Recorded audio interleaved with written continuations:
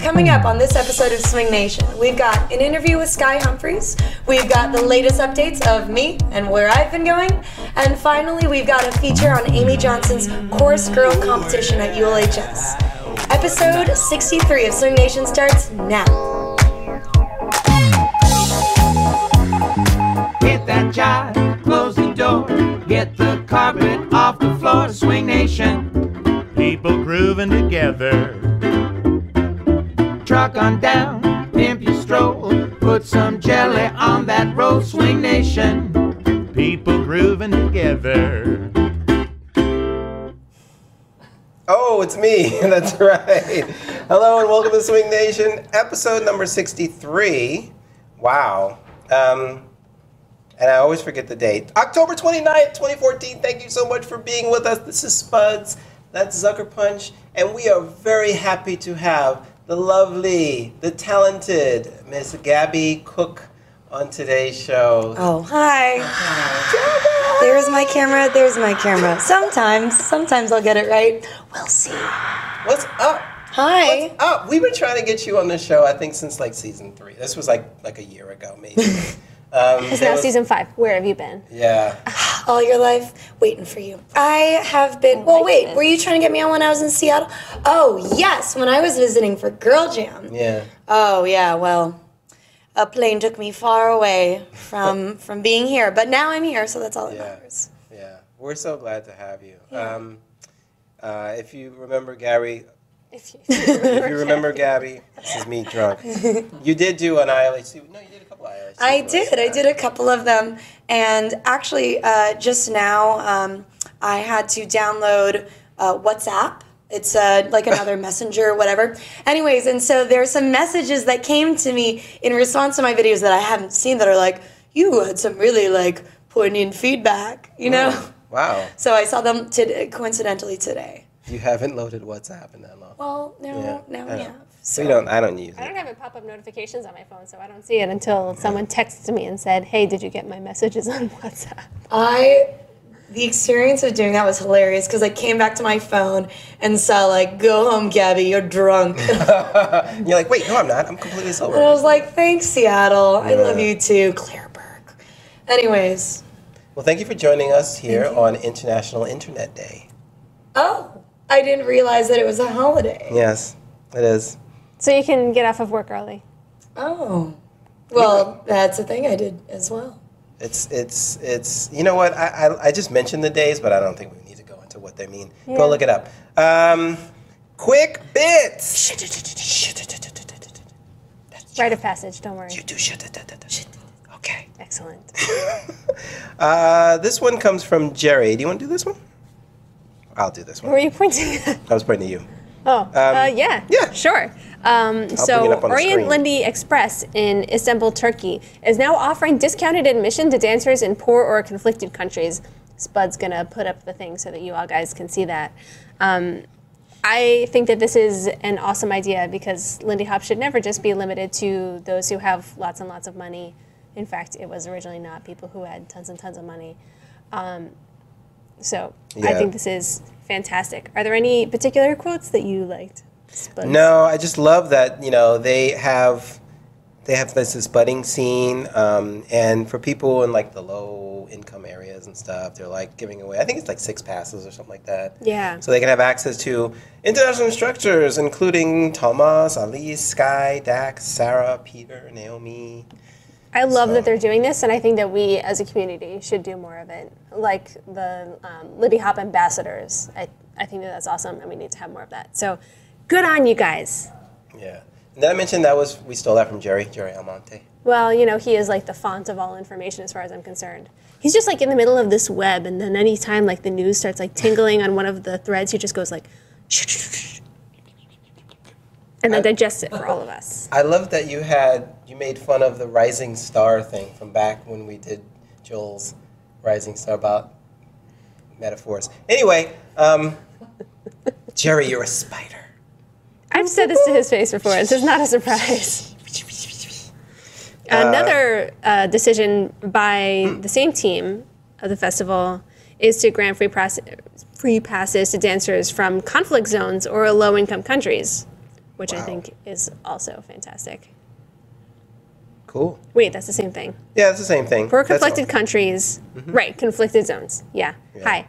I am totally with it. But I still think it's a great idea. Hey, Spuds, what else is going on? Well, we have, so there's this thing that a couple of nice folks that, did I meet them?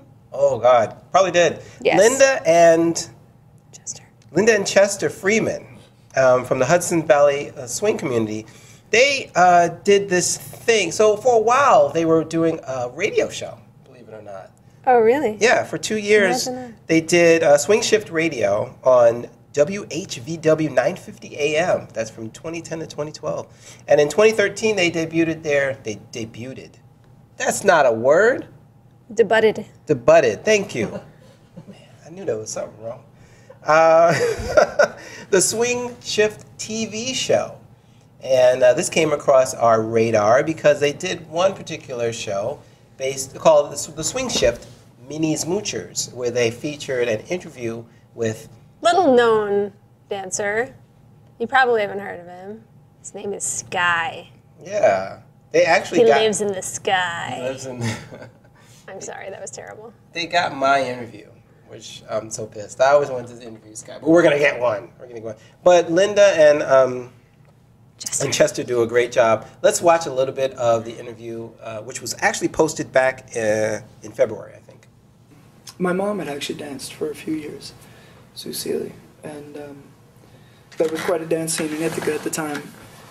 Bill Brigida and Cindy Overstreet were teaching, and there was a large network of kind of dancers there.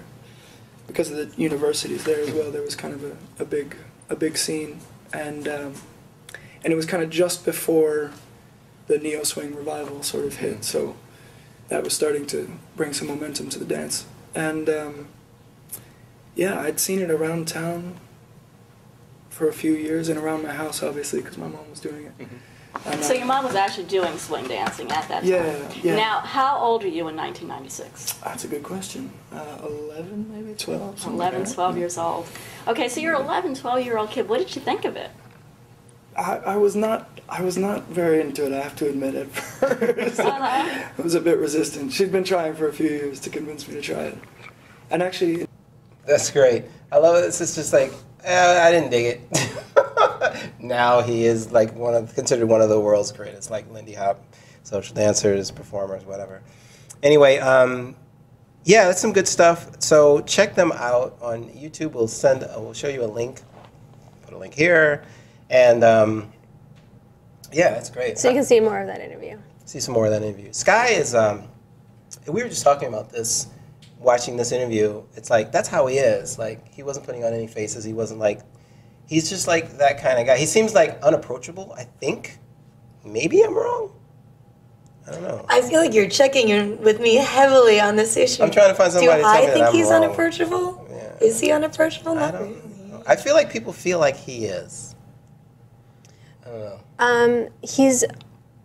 It's hard to grab onto him, his He's personality. fast. You just... Because he doesn't have like Greased huge quirks for you to like Right. latch onto in his personality.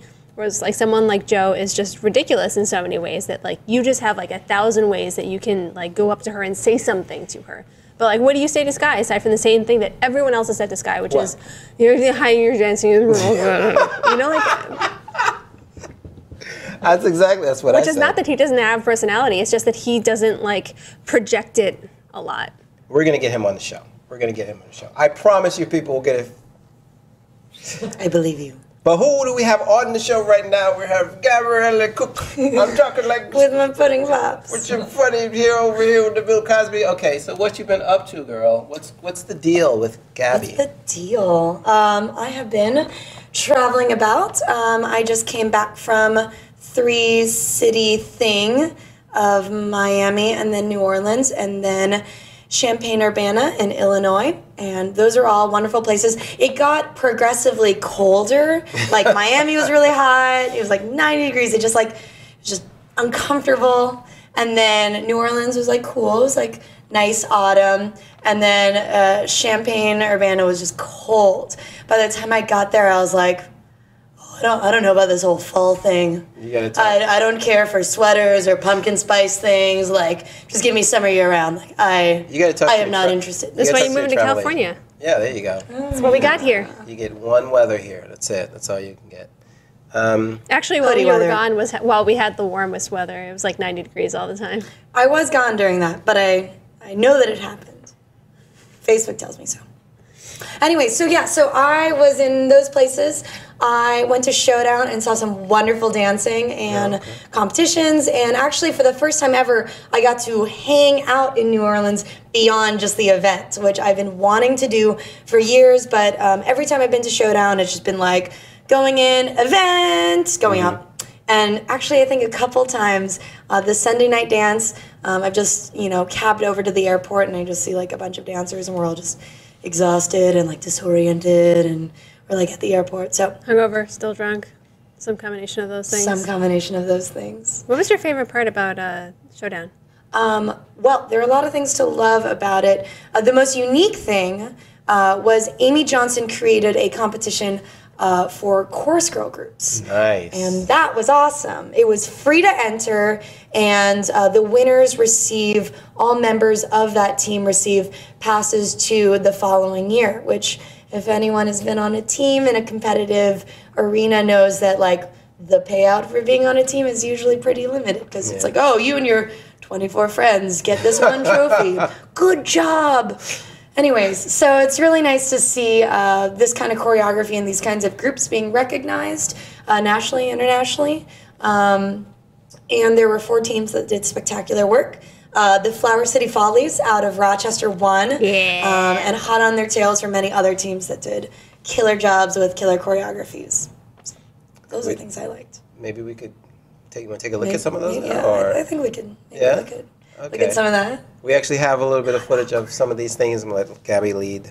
And let's take a look at, what are we looking at first? We are looking at the Flower City Follies. This was the winning group. Here they are, lining themselves up. I love, this is the first time chorus girl competition has ever happened I think in our little world. I believe it is. So chorus girls in competitive settings have mostly existed within cabaret divisions, Right. and since a couple years ago, and a skirt that shall not be named was donned into the world, cabaret divisions have not been as popular. They've been more curated divisions. So this is unique. This is unique that it's not just any team, it's specifically chorus girl groups. To summarize, this is just a great routine. They have a lot of great quality of movement. You can see, like, we've been watching this for 15, 20 seconds. I think I've seen like 7 formations so far. That kind of stuff I don't even see. I just see cool. Like, I can't see it like the way you see it, kind of. They do a lot of great stuff. They have sort of like a full house of like a lot of formations, theatricality. There's a section where they're all doing a thing and one girl behind's like, blah, look at me, and that's hilarious. They're all kind of channeling like, Zach Richard had a Swing Connection routine where everyone did a thing and he's like, I'm going to be a monkey for no reason. Right. But beyond that, very musical, very like orchestral is kind of a word that I use to describe some Lindy Hop choreography, in that there's a rhythm section and a staggered entrance section, and there's a formation section, and there's a theatrical section, so it feels like a full meal. Like at the end of it, you're like, whoa, that was a thing that I just watched. Rather than some choreographies that we see in either chorus girl stuff or team competitions, which very much just feel like the same flavor for 3.5 minutes. Right. So beyond them, and they did a wonderful job, we also have some stunning performances also from the Diamond Dolls over in Denver. Do you have the International Rhythm Review? Oh, we do have the International Rhythm Review. Sorry, out of International order. Rhythm Review. So we have the International Rhythm Review. This is an interesting routine, which we are going to watch now. This belongs to no city in particular. They live up to their name. Dancers from all over the country and all over the world. I like the outfits. Yeah, they all seem to have come in with their own skirts, but a very similar shape and a very similar aesthetic. This team was coordinated by Anais, who does a lot of Chorus Girl choreography and Chorus Girl sort of planning. I say that because she's both involved with the W Project as well as the Cat's Corner course line. And this is a Latin number, in case you haven't sort of heard the music over my just chatter over it. But a lot of great rhythms, a lot of great formations, really colorful visually and otherwise. So just so people know, I mean, you know, maybe somebody doesn't know, but you do actually do a lot of choreography and you've had a lot of Chorus Girl groups. Have. So you're not just have and had. So she's not just talking out of her, whatever. She's talking out of her mouth. Nicole, keeping us straight. Yeah, she's got a leash on me. So I started doing choreography for Chorus Girl groups in Seattle in 2008 when I joined Sister Kate. I was on that group for 5 years. In the last couple years that I was on it, I sort of was a big force in moving the team from existing 4 Lindy Hop events and Lindy Hop groups to a broader stage, and we started self-produced cabaret shows at a venue called the Can in Seattle, which is a fabulous place to go. And then we would feature ourselves alongside burlesque performers and drag queens and tap dancers and musical acts, so it was more of a full-scale show that happened to also feature Lindy Hop numbers and Chorus Girl stuff and solo jazz. Nice, awesome. And I did that, and I had another group in Seattle and choreographed with Daniel Newsom for Rainier Rhythm, and since I've been here in San Francisco, I've done some choreography. I've had a bit of choreography commissioned from me as well over the years, and have kind of just kept on the Chorus Girl groups are good for everyone agenda. Let's look at the Diamond Dolls. Yeah. So the Diamond Dolls were another group that came. They also did a Latin number, which I think is really interesting. That's them placing their props, which every time we have a routine and they kind of set something, the audience is like, ooh. Something's gonna happen. Something's gonna happen. Props. I know this because I had a routine where we set props beforehand. Diamond Dolls are pretty known for props and stuff. Yeah, they did their Bathing Beauties routine. They had skateboards. So here they have this really nice staggered entrance. I like that. Similar to the way the Flower City Follies started. I like this method of working with formations where we're sort of thawing out of it, so we're frozen in a group formation and then one person goes and 2 people go and 3 people go. They did it symmetrically, but sometimes that happens in a fragmented sense, which I like. I'm not overly being specific on this.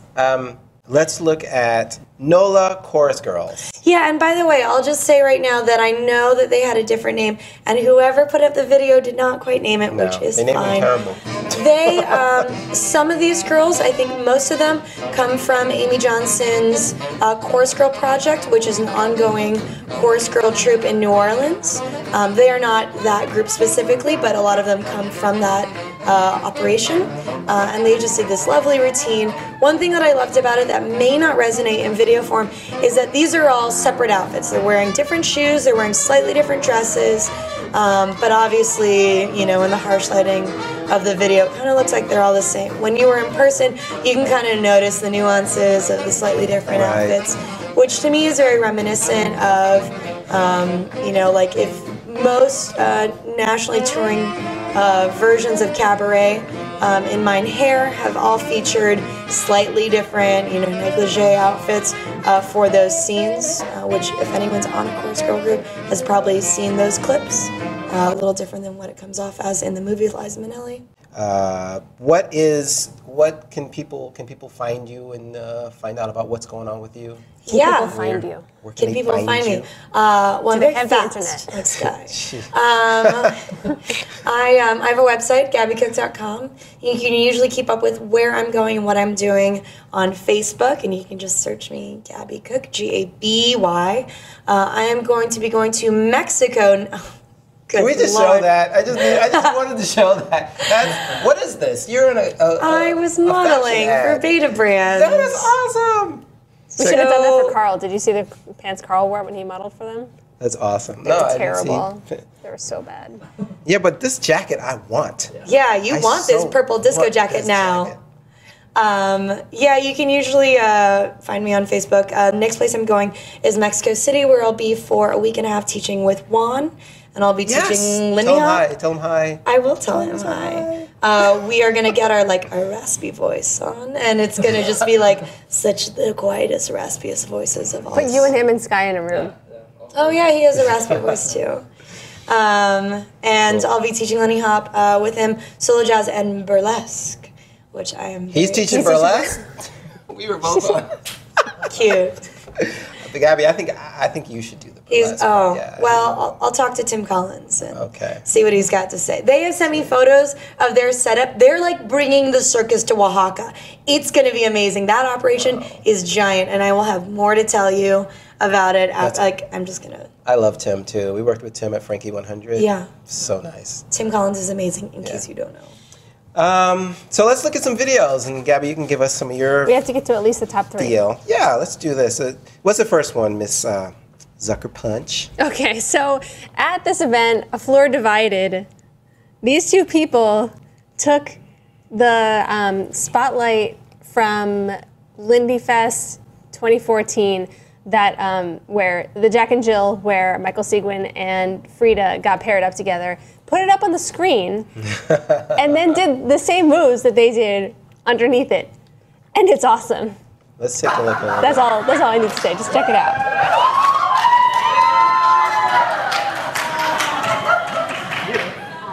Who are the dancers? So this is, I think, Johnny Navarro and Will Brown. Yep.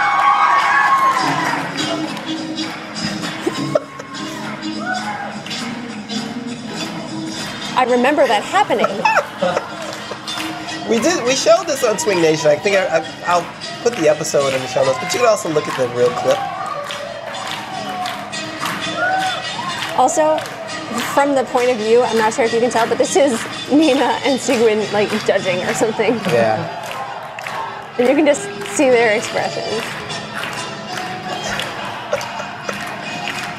This is good right here. Wait, watch this. They do the jump. I know the moment you're. Yeah, the jump is coming.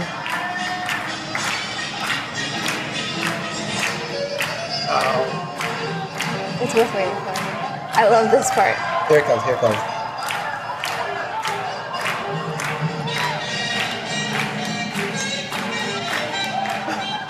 There we go. Right. So good. All right, I freaking love that they did this. It's amazing. Okay. We would be remiss if we did not mention an I Charleston video. We haven't had an I Charleston video. It's making me hungry. Yeah, I know. What? Okay. Hamburg. Oh, Hamburg. This is not Hungary. No right? one's heard that many before. This is I'm the first to think about it. I Charleston, Hamburg. Let's see a little bit of this. We did see an I Charleston at one. Yeah. At the Jazz Film Dance Festival. We did. That was Warsaw, right? I think this is Boilermakers? The music? I thought I saw Paul Cosentino post it. I could be wrong though. But now I have to check.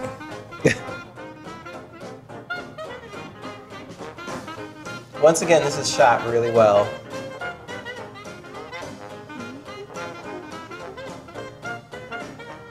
Yes, it was Paul Cosentino. So this is Boilermakers, I think.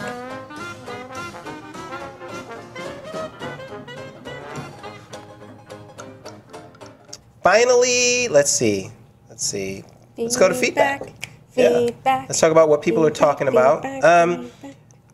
I'll do this one, but just a little bit because this is quite verbose. This is in response to the Lindy Hop. There's a couple of things in response to Lindy Hop versus street dancers. The thing that we showed a little while ago at the Swing Riot. Mm-hmm. Yeah. Elena from Facebook says, "Oh, I'm kind of sad about the defeatist reaction you folks had towards not dancing the correct dance to the correct music with regards to the Swing Riot video. I don't agree that watching someone with zero or a little dance experience would be the same as watching these dancers with a dance vocabulary to work with. I feel like that attitude is what keeps people off the dance floors in general, because they feel like that they can't dance to X music because they don't know how. Did we really go that into that we... I kind of only said negative things about it, which is not that I only thought negative things about it, but those were the things that jumped out at me at the time that we were viewing it. Oh, okay. I didn't feel like we dumped too much on it, though. But, okay. I probably did. Okay. And like, there were parts of it that I thought were great, and like, I have friends in there whose dancing I super enjoy, who do both just fine. Right. That's the thing. Yeah. Nicole probably knows more people in that video than you do, so she's going to be more free about talking about it. You know. Doesn't context inform everything? Yes, it does. Well, thank you so much for that. And she says, anyway, thanks for your excellent work doing the Swing Nation show. Thank you for watching, and tell your friends. And subscribe. Also, her name's Alana. Alana. Did I say Elena? Yeah. I said Elena. Sorry, Alana. That's okay. It's his cute nickname for you. Yeah. It's a cute.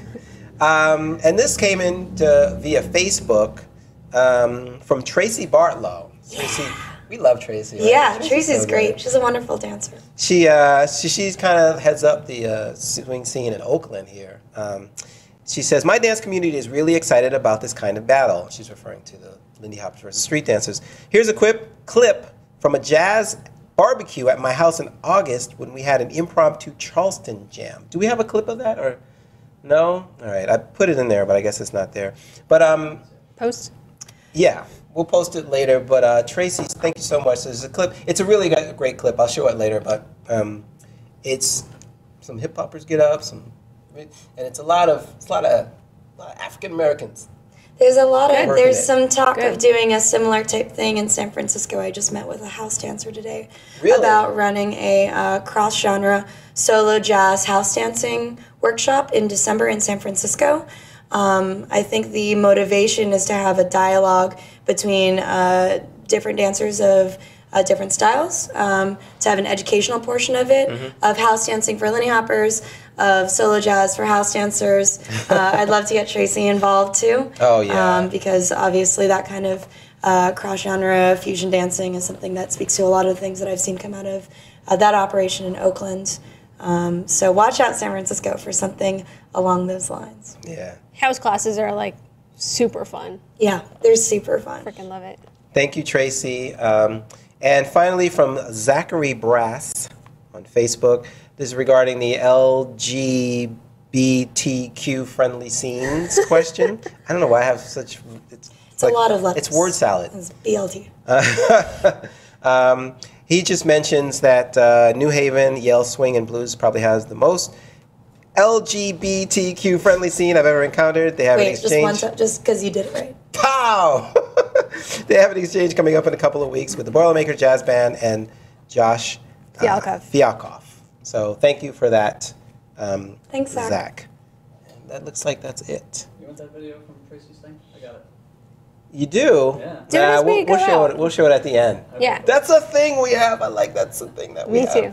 It's more work for me, but it's a thing. Anyway, thank you guys for joining us. Gabby, thank you so much for joining us. Anytime. If you want to ask Gabby questions about stuff that she's working on, you can get to her through her website. But if you have questions for the rest of us, and I respect you for it. I respect you. About SwingNation things, you can contact us. You can email us, news@yehoodi.com. You can get to us on Facebook at Yehoodi or SwingNation, right? SwingNation TV. On Twitter at Yehoodi, at Spuds, at Zuckerpunch. You have a Twitter handle? I do, that I don't use. You can find me on Facebook. And ladies, if you are interested at all in starting your own chorus girl groups, there are a few individuals that I correspond with in some regularity about helping them start their own group, how to do auditions, how to deal with budgets and management and costumes and things like that. So come find me on Facebook. I would love to help you start a chorus girl group in your scene. And you can subscribe to our channel on YouTube. Search for Yehoodi, or you can call us at 201-984-7469. 201-984 show. Jesus! Supposed to be over. We're Ruining my outro. Fine, bye. Love you.